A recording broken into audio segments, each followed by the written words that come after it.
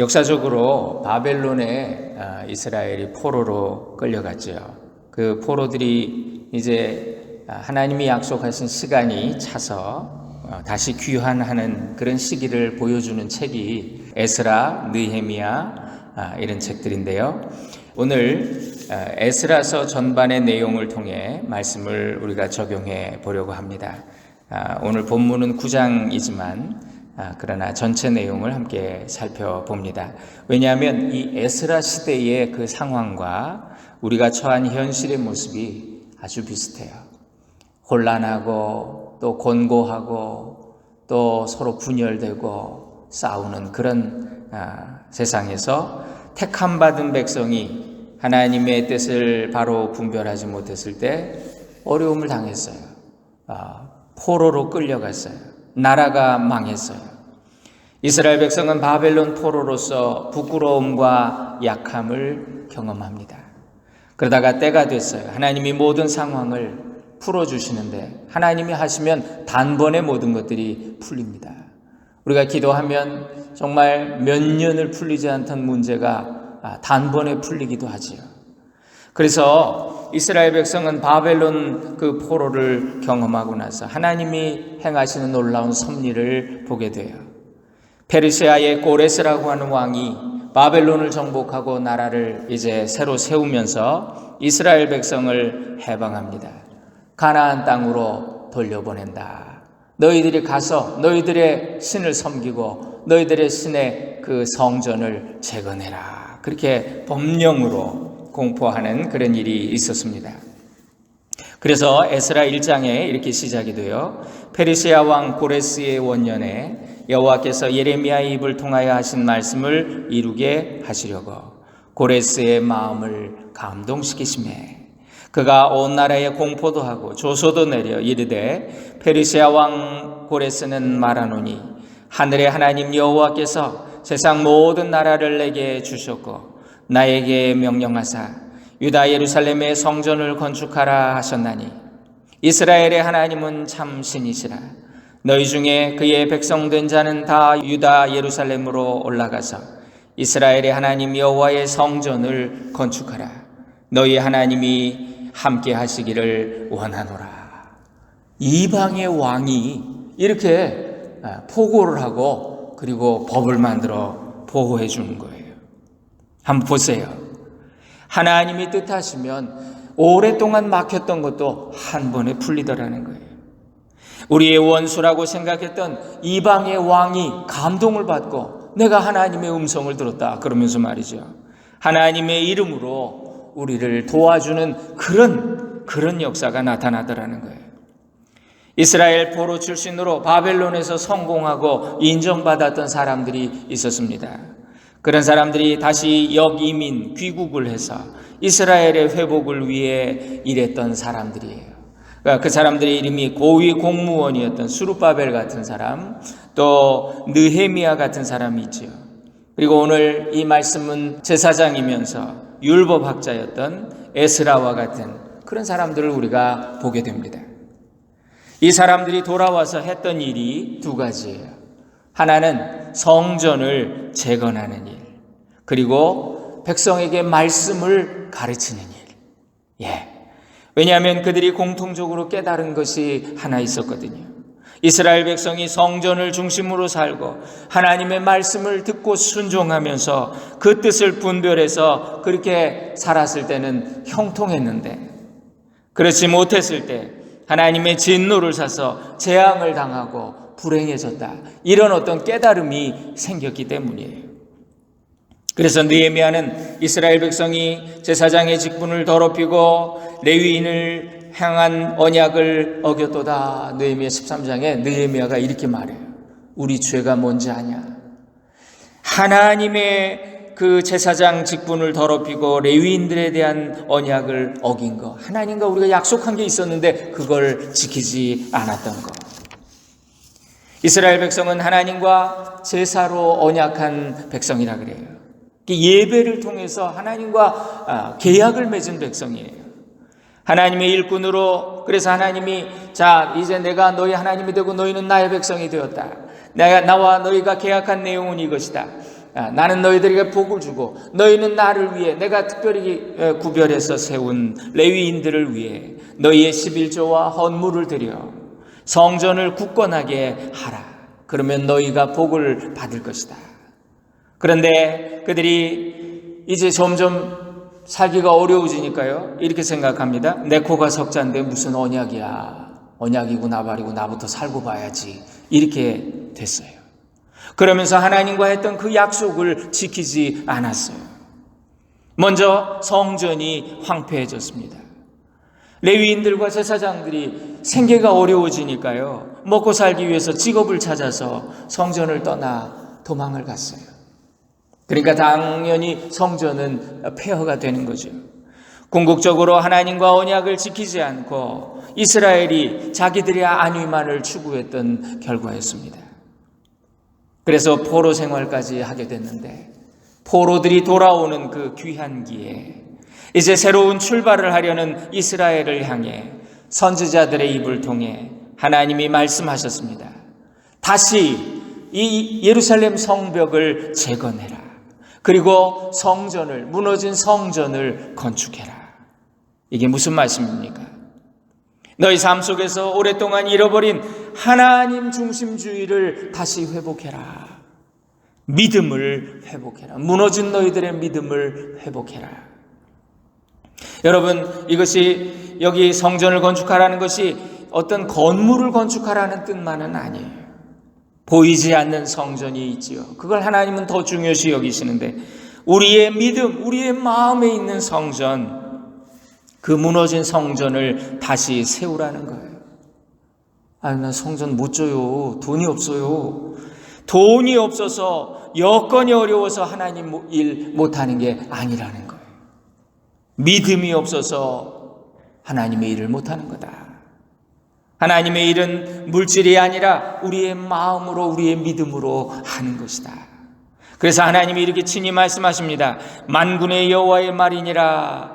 은도 내 것이요 금도 내 것이라. 나 만군의 여호와가 말하노라. 내가 만국을 진동시킬 것이며 만국의 보배가 이르리니 내가 영광으로 이전에 충만케 하리라. 이 성전의 영광이 이전의 영광보다 이후의 영광이 더 크리라. 내가 이곳에 평강을 줄 것이다.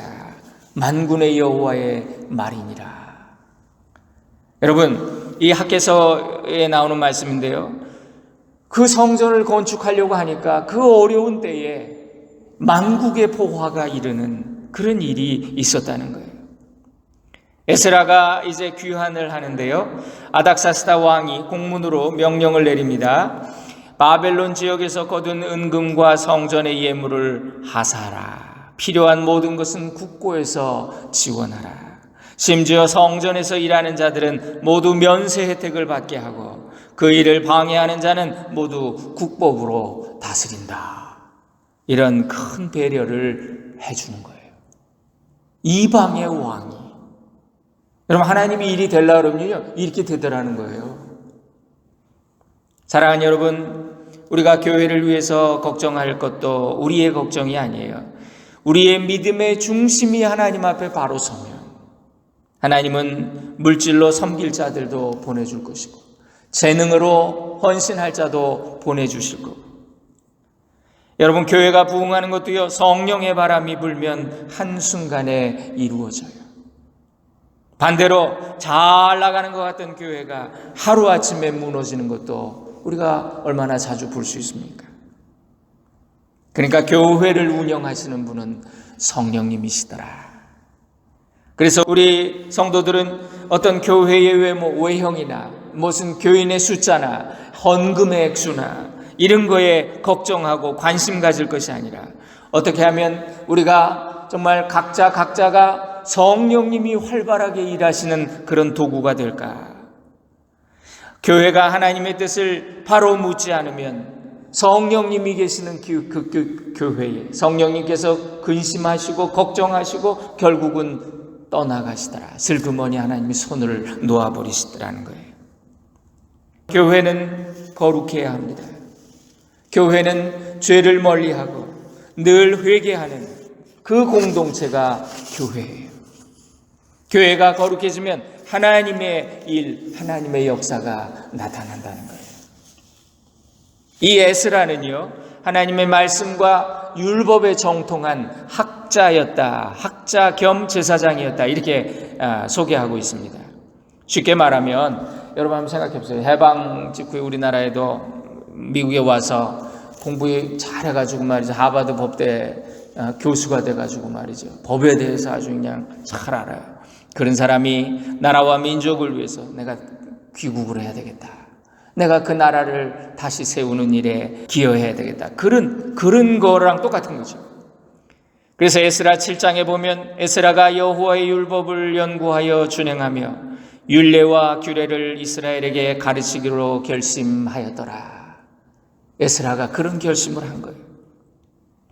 그렇습니다. 목사는 열심히 말씀을 통하여 하나님의 뜻을 찾고 올바로 성도들에게 가르치며 말씀의 꼴을 먹이는 그것이 목사의 사역이고 사명이죠.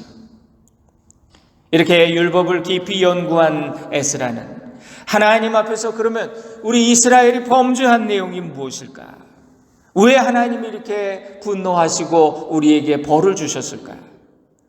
그들은 하나님이 싫어하시고 하지 말라고 명령하셨던 일을 했는데요. 그게 뭐냐면 이방인과 통혼한 거예요.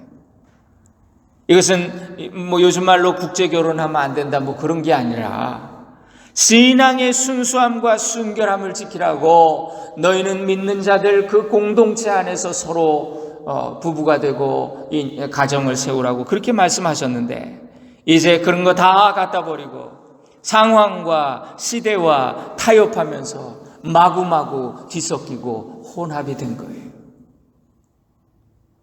여러분, 우리 미국에 있는 이민교회들은요, 어느샌가 미국의 문화에 동화됐어요.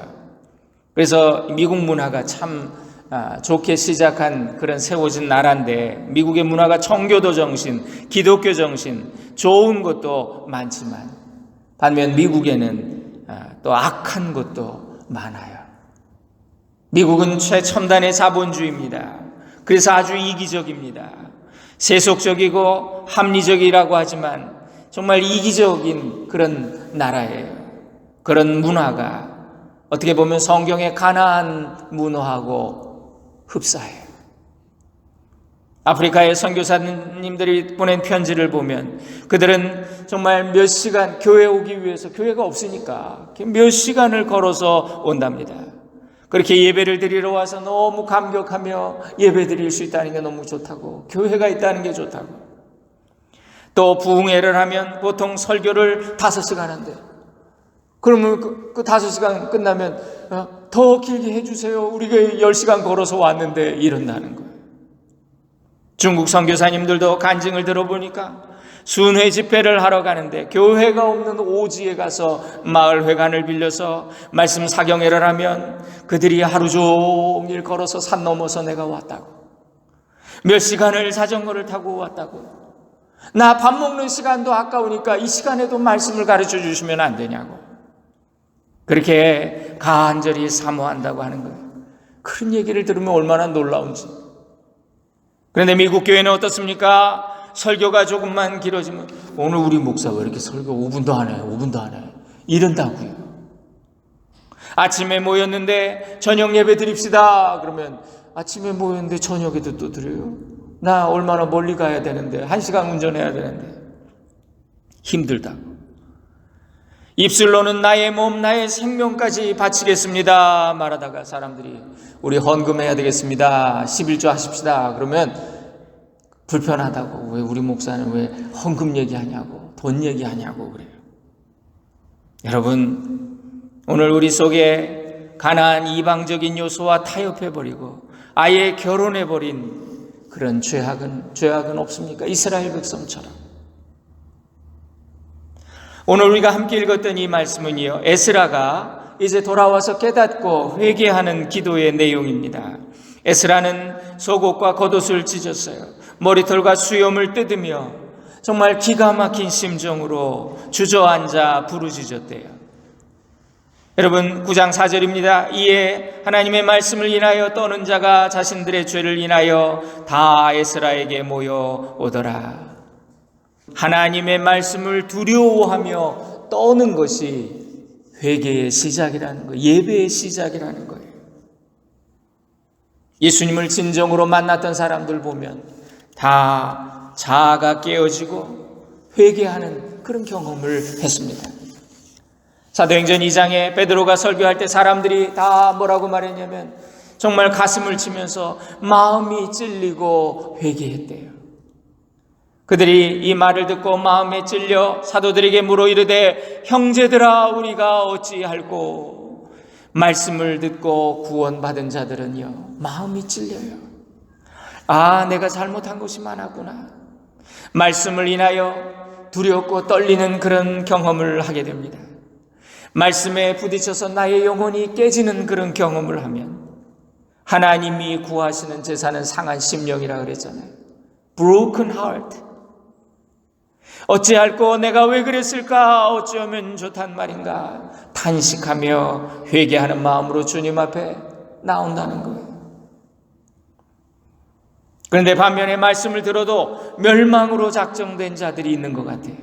그들은 똑같이 감동을 받고 마음이 찔립니다. 그러나 그 말씀을 거부해요.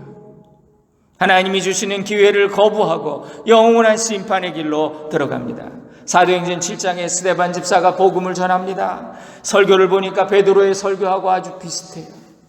능력 있는 말씀을 전했는데 그때 그 유대인들이 이 말을 듣고 마음이 찔렸어요.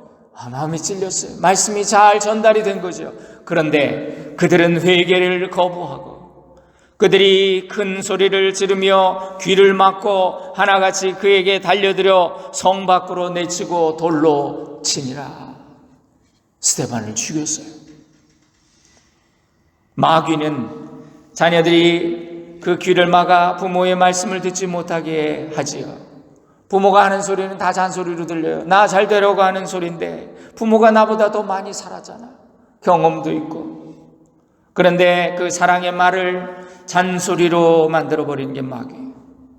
마귀는 똑같이 하나님의 말씀을 듣지 못하게 성도의 귀를 막고 성도의 마음의 문을 막아요. 닫아버려요. 사랑하는 여러분, 하나님의 말씀이 내 영혼에 찔림을 주신다면 그때 탄식하며 이 에스라처럼 옷을 찢고 마음을 찢고 회개할 수 있는 은혜가 임하기를 축원드립니다. 에스라는 간절히 기도 올렸어요. 나의 하나님이여, 내가 부끄럽고 낯이 뜨거워서 감히 나의 하나님을 향해 얼굴을 들지 못하오니 이는 우리의 죄악이 많아 정수리에 차고 넘치고 우리의 허물이 커서 하늘에까지 미침이니이다. 우리 조상 때부터 오늘까지 우리 죄악으로 인해 우리가 이런 환난과 수모를 당했다고 깨달은 거예요. 우리의 왕들과 제사장들을 열방 왕들의 손에 붙이사 칼에 죽으며 사로잡히며 노략을 당하며 얼굴을 부끄럽게 하셨다.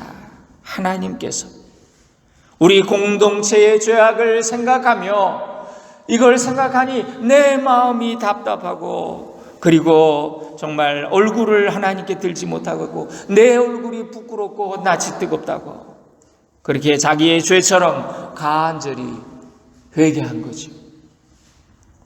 우리가 부끄러운 행실을 주님 앞에 참회하며 진심으로 회개할 때 하나님은 우리의 모든 것을 회복시키시고 또 온전케 하실 것입니다.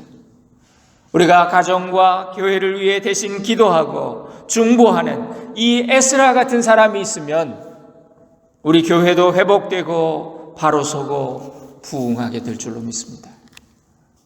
이렇게 에스라가 일으킨 회개 운동으로 인해 이스라엘 백성들은 철저히 회개하고 하나님 앞에 속건 제사를 드렸다 그래요. 이 속건제라는 거 우리가 레위기 공부하면서 배웠지요. 이건 어떤 배상을 하는, 내가 잘못했는데 배상하겠습니다, 그런 의미가 있습니다. 그래서 그들은 어려운 결심을 실행에 옮겨요. 자기들이 아내로 얻었던 이방 여인들을 다 본가로 돌려보내요. 참, 이게 얼마나, 여러분, 이것이 온전한 회개입니다. 말로만 하는 것이 아니고 잘못된 것을 돌이켜 바로잡는 것, 이게 회개지요. 예수님 친히 말씀하셨어요. 네 손이 너를 범죄케 하거든 찍어버리라. 불구자로 천국에 들어가는 것이 성한 몸으로 지옥불에 던져짐보다 나으니라. 우리가 이런 결단을 할 수 있겠습니까? 이스라엘의 부흥은 이런 개혁의 결과였어요. 그리고 그 개혁은 이렇게 이루어졌습니다. 이 모든 과정을 성령님, 회개의 영 성령님이 하신 거예요. 하나님의 말씀이 머릿속에서만 깨달아지는 것이 아니라 우리의 삶 속에서 회복될 때 회복과 치유가 일어나고 진정한 개혁이 일어나더라. 하나님의 말씀의 기초 위에서 우리가 분별해야 돼요. 받아들일 건 받아들이고 거부할 것은 거부해야죠. 가까이 할 것은 가까이 하고 멀리 할 것은 멀리 하고 성령님께 예스하고 마귀에게 노하고. 이스라엘이 성전을 재건했던 것은요, 단순히 빌딩을 건축했다는 의미가 아닙니다. 우리가 성전을 재건합니다. 교회를 바로 세운다 이렇게 말합니다. 그 말은 하나님의 성전된 우리의 믿음을 바로 세운다는 뜻이에요. 거룩한 물이라고 이름 붙인 성도가 거룩성을 회복하고 그 이름값을 하는 것. 이것이 재건이고 회복이에요. 창세기에 보면 인간이 쌓은 두 가지 건축물이 나오는데요. 하나는 바벨탑입니다. 바벨탑은 철저한 인본주의의 상징이에요. 그들은 명분을 그럴듯하게 내세웠습니다. 자, 우리가 성읍과 탑을 쌓고 꼭대기를 하늘에 닿게 해서 우리 이름을 내자. 온 지면에 흩어지는 것을 면하자. 하나님은 생육하고 번성하여 땅에 충만하라 그러셨는데, 야, 우리 이름을 내고 뭉치자, 흩어지지 말자 이렇게 된 거예요. 하나님을 대적했을 때 하나님의 거룩한 교회도요 똑같이 바벨탑을 쌓을 수 있습니다. 인위적이고 인본주의적인 생각을 하면 교회는 이렇게 운영이 돼야지 수지가 맞지 이렇게 돼요. 그러면서 바벨탑을 쌓을 수 있어요. 하나님만 계셔도 교회 잘 될 수 있어. 경영의 원리를 도입하면 돼. 그것이 바벨탑입니다. 교회가 회개의 공동체가 아니라 자기 의로 남을 판단하고 정죄하면 바벨탑 되는 거예요. 저는 요즘 한국 상황을 보면서 교회가 너무너무 편을 가르고 다 죽일 것들이야. 그러니까 점점 교회는 설 자리를 잃어버려요. 여러분, 우리가 말씀이 은혜롭다 이런 것도요 잘 분별해야 합니다. 이 유튜브도요 잘 골라서 잘 봐야 돼요. 하나님, 나에게 분별의 영을 주세요. 에스라 4장에 보면 스룹바벨 지도자가 성전을 다시 세울 때 기회주의자인 사마리아 사람들이 와서 함께 성전을 세우고 싶다고 말해요. 사마리아 사람들이 있었죠. 거기 남아 있었던 사람, 포로로 안 끌려갔던 사람. 그 사람들은 정말 하나님의 뜻을 어기고 완전히 이방에 동화됐던 사람. 그런데 그들이 우리도 성전을 짓는데 우리도 뿌리는 조상은 같으니까 우리도 성전 짓는데 같이 참여하고 싶습니다. 이렇게 말해요. 그런데 이스라엘이 이 제안을 거절합니다. 왜 그랬을까? 사마리아인들에게 숨겨진 의도가 있었어요. 그들은 자신의 죄를 회개하고 예배하기보다 인간적인 마음으로 성전을 이용하려고, 우리도 성전 재건에 동참하면 또 돈이라도 조금 내면 자신들의 잘못을 변명할 기회로, 그래서 다시 그 공동체에 끼려고 그렇게 이용하는 거예요. 성전 재건을, 예배를 자신들의 의도를 위해서 이용하려고. 결국 거절하니까 사마리아인들이 돌변을 합니다. 그들이 뜻대로 되지 않자 오히려 등을 돌리고 성전을 재건하는 일을 방해해요. 참, 이 사람들 교묘하게 유언비어를 만들고 자기들의 그 왕한테 말이죠, 투서를 보내가지고 비방하고 방해하고. 여기 자 반역자들이라고 이거 성벽을 재건해가지고 왕한테 반역을 꾀하고 있다. 여기 사마리아인들은 어디 나 없이 한번 대놔봐라 이런 거죠. 바벨탑을 쌓는 자들. 바벨탑은 아무리 화려하고 웅대하고 거창했어도 하나님이 내려오셔서 혼란케 하시고 중단시키신 돌무더기가 되고 말았어요. 반면에 창세기에는 신실한 하나님의 일꾼들이 쌓은 또 하나의 건축물이 있어요. 건축물이라고 말하기도 부끄러운 제단이에요. 제단. 아브라함의 제단, 이삭의 제단, 야곱의 제단. 제단은 비록 바벨탑에 비하면 너무나 보잘것없고 초라하지만, 그러나 분명한 것은 하나님은 거기 임재하셨다는 거예요. 바벨탑은 무너뜨리시고 그 초라한 제단에 임재하셨대요. 그리고 기뻐하시고 복을 주셨대요. 종교개혁자 깔뱅이의 말처럼 하나님의 말씀이 온전히 선포되고 성례전이 거룩하게 집행되는 그 장소가 교회다. 그렇지 못하면 교회는 세속의 모임보다 더 못한 바벨탑이 되는 거예요. 인간의 바벨탑은 하나님께서 반드시 무너지게 하세요. 많은 사람을 모았다고 훌륭한 목사인가요? 여러분, 우리나라에 우리 민족성이 그런지 세계적으로 유명한 이단들 지도자가 우리나라에서 다 나왔어요. 문선명 같은 사람, 또 정말 하나님의 교회 이만희 같은 사람, 얼마나 대단해요? 네? 정명석 같은 사람, 그 카리스마와 그 권세가 여러분 부럽습니까? 기독교가 왜 그걸 쫓아하냐고요? 에? 우리는 회개하는 공동체고 회개하는 사람들이잖아요. 그걸 시대의 아픔을 끌어안고 이건 내 죄입니다, 하나님. 하나님이 개입해 주세요. 이렇게 기도하는 자들이에요. 인간의 바벨탑은 하나님이 반드시 무너지게 하세요.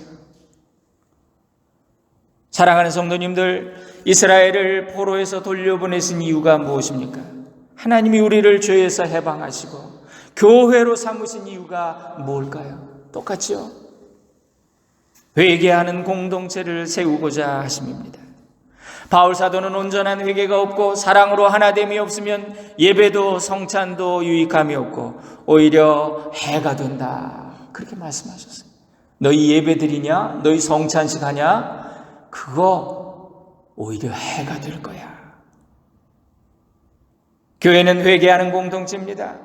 여러분, 회개가 없으면 우리 신앙이 바벨탑을 쌓다가 무너지는 어리석음을 반복하고 말 거예요. 부모의 심정은 자식이 잘못될 때 뭐라 그럽니까? 내 죄가 많아서 제가 저렇게 된 거야. 이게 진짜 부모의 마음이에요. 자식의 불행을 나의 죄로 여기는 그 부모의 마음으로 시대와 민족의 아픔 앞에서 그것이 나의 죄라고 탄식해야 합니다. 하나님은 오늘 이 시대에 스룹바벨, 느헤미야, 에스라, 학개 이런 사람들처럼 하나님의 뜻을 깨닫고 백성을 위해 대신 회개하며 중보하는 그런 일꾼들을 찾고 계세요. 요즘 유튜브 보면 아주 신났어요. 어떤 목사는 말이지 얼마나 정치적인지 윤석열을 사형시켜야 된다고, 어떤 목사는 또 이재명을 찢어지게 해야 된다고. 이게 목사들이 할 얘기입니까? 나는 지금 나라를 위해 금식합니다, 이런 사람 없어.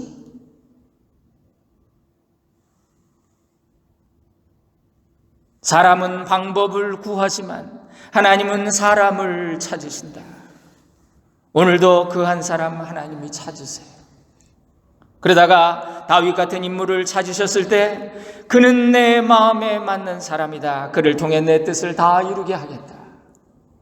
하나님이 찾는 그 한 사람, 저와 여러분이 주님이 찾으시는 그 한 사람 되기를 원합니다. 그래서 우리를 통해 하나님의 뜻이 이루어지는 우리 교회와 성도들 되시기를 주님의 이름으로 축원드립니다. 기도하겠습니다. 주를 위한 이곳에 예배하는 자들 중에 주가 찾는 이 없어 주님께서 슬퍼하시네. 주님이 찾으시는 그 한 사람, 그 예배자, 내가 그 사람 되길 간절히 주께 예배하네. 그 은혜로 이곳에 서 있네. 주 임재에 엎드려 절하네. 그 어느 것도 난 필요 없네. 주님만 경배해. 사랑하는 주님, 우리를 바벨론 포로에서 풀어주시듯이 죄악에서 해방시켜 주심을 감사합니다.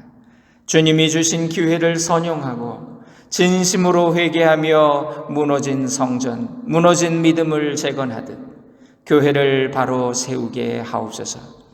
인간의 도모는 무효케 하시고 성령님의 뜻만이 이루어지기를 원합니다. 느헤미야와 에스라 같은 기도와 말씀의 종들을 세워주세요. 우리 교회를 향한 주님의 뜻을 온전히 이루어 주옵소서. 예수님의 이름으로 간구합니다. 아멘. 주를 위한 이곳에, 주를 위한 이곳에 예배하는 자들 중에 그가 찾는 이 없어 주님께서 슬퍼하시네.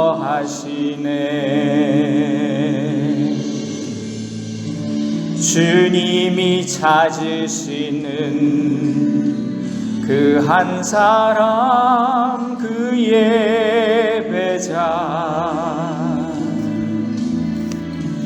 내가 그 사람 되길 간절히 주께 예배하네.